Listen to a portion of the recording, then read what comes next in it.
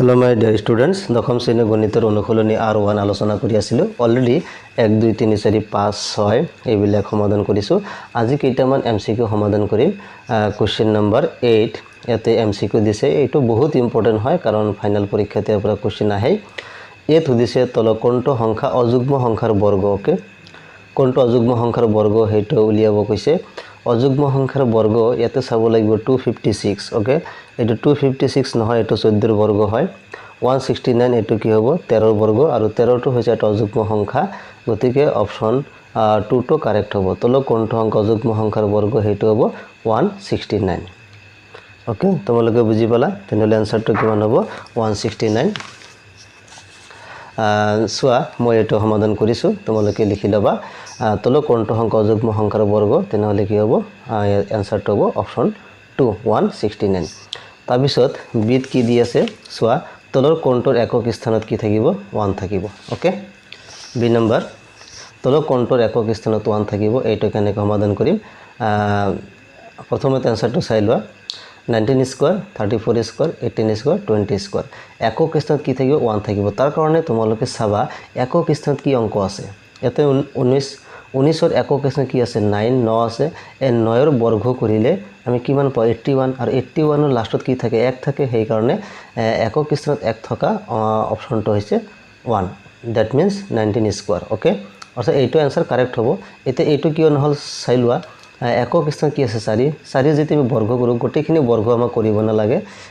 লাষ্টৰ যেটো অংক আছে একক স্থান অংকটো হেইটো আমি বৰ্গ কৰিম সো 4 বৰ্গ কৰিলে কিমান হল আৰু হলৰ একক স্থান কিমান আছে 6 আছে গতিকে এটো নহব আমাক একক স্থান কি থাকিব লাগিব 1 থাকিব লাগিব এটো সুধিছে প্ৰশ্নত 3 নম্বৰটো সব 18 স্কয়াৰ ইয়াতে 18 8 ৰ বৰ্গ কৰিলে কিমান হয় 64 একক স্থান কিমান থাকিব 4 থাকিব এটো নহব 20 স্কয়ার 0 গতে 0 বৰ্গ কৰিলে কি 0 হয় এটো নহব সেই কাৰণ অপচন 1 টো কাৰেক্ট হ'ব এতিয়া কোৱেশ্চন সি নম্বৰটো চাই লোৱা 18 স্কয়াৰ আৰু 19 স্কয়াৰৰ মাজত কেইটা স্বাভাৱিক সংখ্যা আছে মোস্ট ইম্পৰ্টেন্ট কোৱেশ্চন ওকে এনেকুৱা টাইপৰ কোৱেশ্চন ফাইনালত আহিছে আকৌ তোমালোকৰ কাৰণে ইম্পৰ্টেন্ট হয়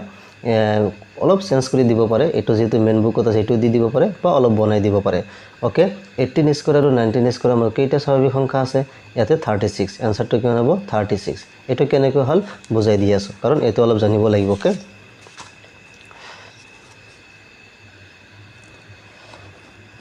এতে কোৱেশ্চন কি দি আছিল 18 স্কয়াৰ আৰু এন্ড এনেকৈ লিখিছো মই আৰু 19 স্কয়াৰ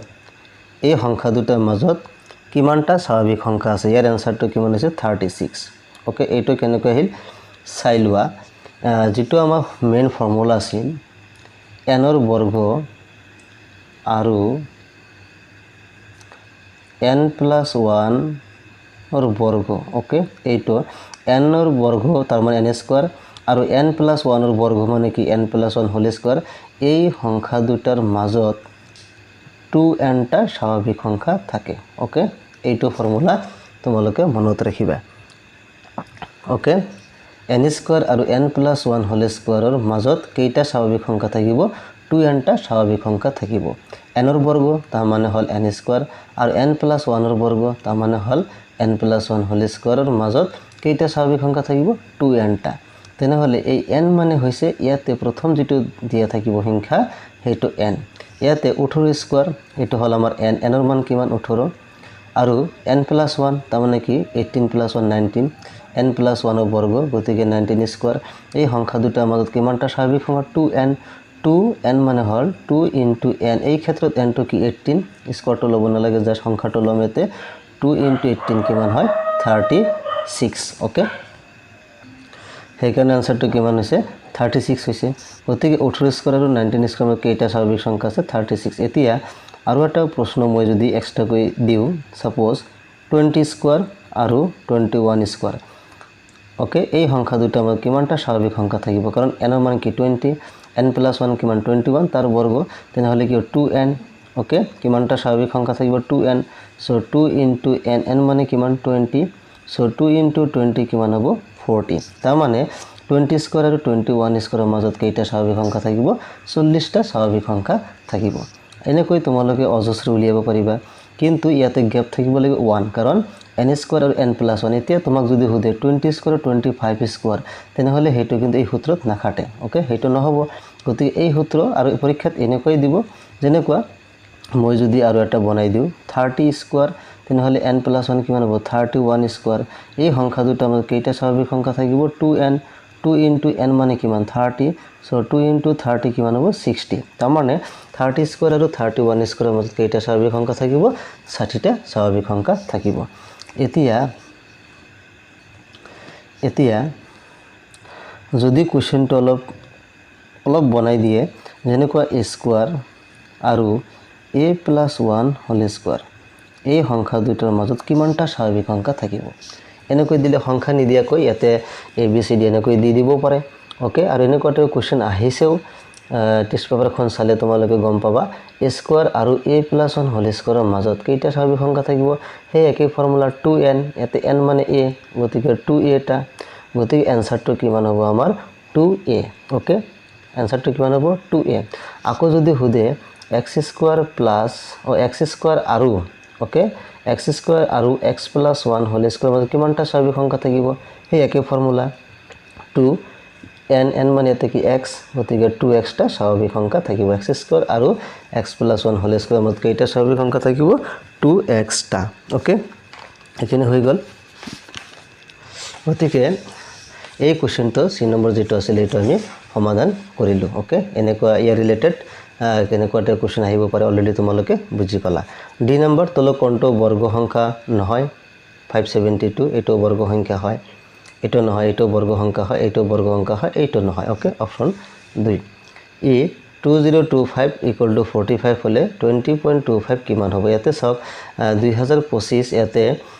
ৰুট ওভাৰৰ ভিতৰত ইয়াতে দশমিক নাই দশমিক নথকা কাৰণে ইয়াতে ইয়াৰ বৰ্গমূলটো কিমান 45 এটো দিয়া আছে তেনেহলে ইয়াতে 20.25 ইয়াৰ বৰ্গমূলটো এনেকৈ হ'ব কিন্তু দশমিকটো চাব লাগিব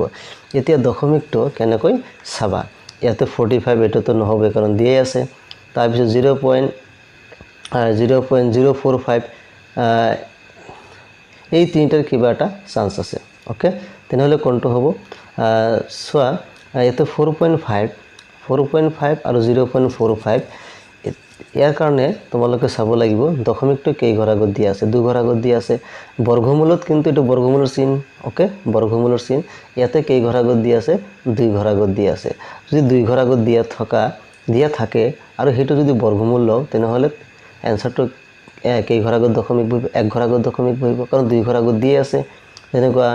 400 ৰ বৰ্গমূল কিমান 20 ওকে তে 20.25 গতিকে দশমিকটো দুই ঘৰ আগত দিয়া আছে তেনেহলে ইয়াৰ এনসাৰটো এক ঘৰ আগত দশমিক থকা সংখ্যা হ'ব এক ঘৰ আগত কি আছে 4.5 গতিকে অপচন 2 টো কাৰেক্ট হ'ব নিশ্চয় বুজি পাইছা 0.45 নহয় কিয় কাৰণ ইয়াতে দুই ঘৰ আগত দশমিক দিয়া আছে ইয়াতে দুই ঘৰ আগত দশমিক দিয়া আছে হেকাৰণে বৰ্গমূল ললে এটো নহব কাৰণ দুই ঘৰ থাকিলে এক ঘৰ হ'ব আৰু ইয়াতে যদি চাৰি ঘৰ আগত দশমিক থাকে তেনেহলে দুই ঘৰ আগত হ'ব ছয় ঘৰ আগত থাকিলে তিনি ঘৰ হ'ব আঠ ঘৰ আগত থাকিলে চাৰি ঘৰ আগত দশমিক থকা আনসাৰ হ'ব ওকে নিশ্চয় তোমালোকে বুজি পাইছা মানে 50 আধা হৈ যাব ওকে সেই কাৰণে ইয়াৰ আনসাৰটো এটো নহব ওকে আনসাৰটো কি হ'ব 4.5